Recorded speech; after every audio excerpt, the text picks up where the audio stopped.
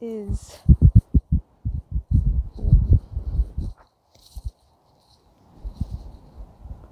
it's February 23rd, 10:44 in the morning.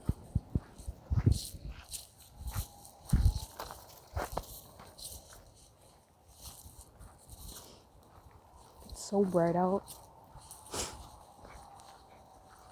Anyways, I want to talk about this book that I was reading this morning, and it's okay. So the book starts out talking about how, actually I'm not going to go into the foreword, but I read the foreword. It's pretty good. And then I read some of the intro, but then it was boring, so then I skipped it. It's so bright out. I should not be looking around to see if there's someone behind me. Like, everyone's gonna die. So, and I'm gonna die, so does it really matter if someone hears me or someone sees me? But I was reading this. Okay, so Anna, she's having like a normal day. It's very peaceful, but the only thing odd is that her husband woke up, said goodbye to her children, and then he left. And she's been trying to call him, but he's not answering. And she's just like, why did he say goodbye to my children? And where is he? Later on, they're like having a normal, peaceful day with her kids. And later on, she gets a knock at the door. And it's the police. And the police come in and tell her that her husband jumped off the highest building in like whatever state they were living in. So she's just like in shock. So she's in shock and she's like frozen because of all the stress. She can't really think straight.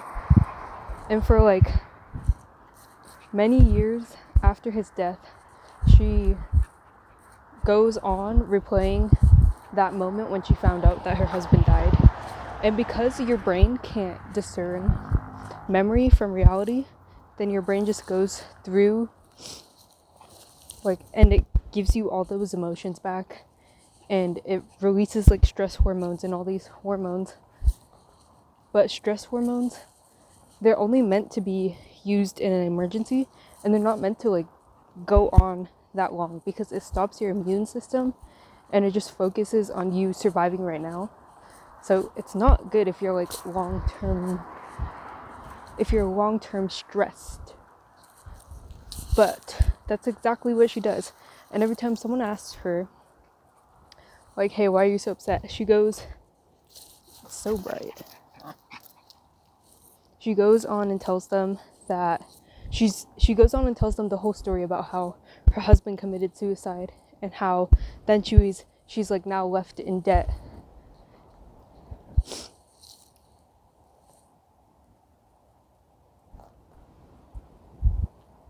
She starts like she gets into abusive relationship with her current boyfriend, and when she can't afford her house anymore, she moves in with him, only like adding more stress on.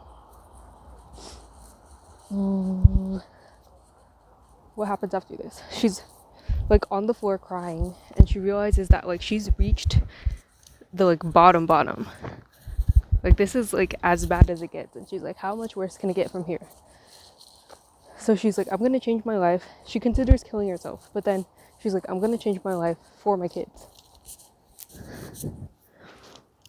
So following that, she takes the risk and she just rents a house out without having any money. She rents a house out for her kids, and they go to live there, and leaving the abusive relationship. And then one day she wakes up. It's 9 months later, and she's in a hospital bed, and the bottom half of her body is just completely paralyzed. Ew. I think someone's walking over here. But yeah, the bottom half of her body is just completely paralyzed. And not only that, she finds out they like dose her in all these drugs and stuff. But not only that, they also find out that later on she like develops tumors and gets cancer and stuff.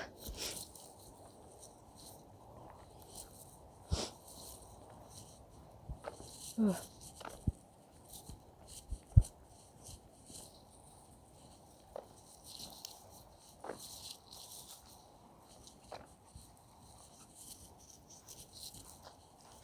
Shh.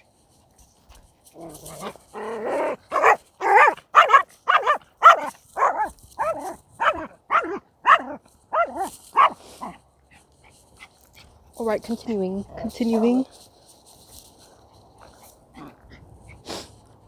It's so bright, I can't see. I'm gonna look down. That's smart. But she finds out that, okay, not only is she paralyzed, she's also has like, she develops an infection. So they douse her in more drugs, basically. Later on, she goes back to the hospital. She finds out, they find a tumor on like her stomach. And they're like, go to chemotherapy and all this. But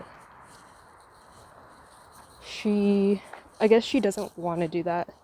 And so later on, her friend takes her to this guy's like his lecture kind of. And in the lecture, he talks about how stress can cause like chronic illnesses. Stress can cause chronic illnesses and like, yeah, basically stress and how it can affect your health. And this like really connects with her because that's like exactly what she's going through. So she decides to like just commit to this dude's like workshop thing. She meditates every day for a year. Nothing happens. Like her health is still the same and doctors are like, you're stupid, you're just gonna die. But she keeps on meditating and she keeps on like replacing these bad feelings of stress and like shock that she got from replaying that memory of her husband's suicide. Oh my god, it's so icy. With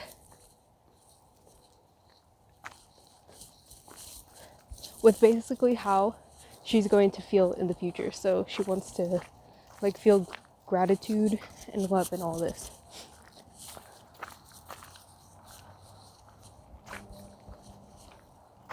So like in her meditations, she'll focus on just like feeling good. Meanwhile, she has like all this debt and all of these health issues. She's just meditating. She returns to one of the workshops and she feels she's meditating and like everything goes black and it's just her and herself. I don't know, I've experienced this before and it's so incredible. Like one time I was meditating and it kind of felt like all of a sudden I felt like I was floating and there's just like nothing around me.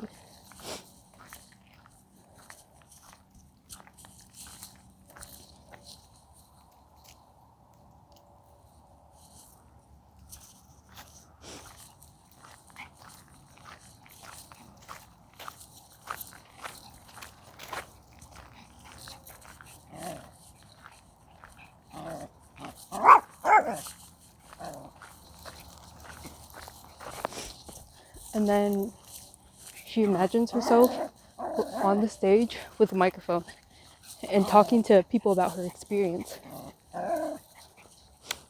Then fast forward a year and a half later, she's like worked so much internally. Her cancer is gone. This infection she had is gone. She's like all of these chronic illnesses that she had were gone. But the only thing that's left is that she can't like produce saliva.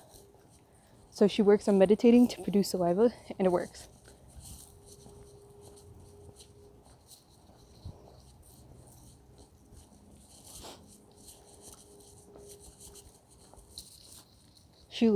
she sends this letter to this guy about he wants her to tell her story about how she healed and all this.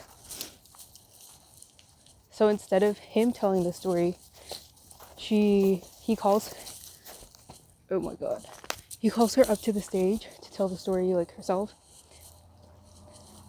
And it's just like without his knowledge of all this that she had been through. And it's exactly like how the meditation was the year and a half before.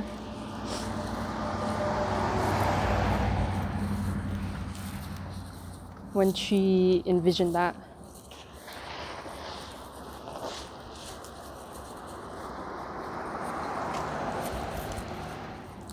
Anyways, I just thought that was really incredible. I feel like when I say it, it's very boring.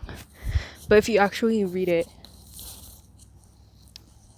you can kind of feel how she feels and all this.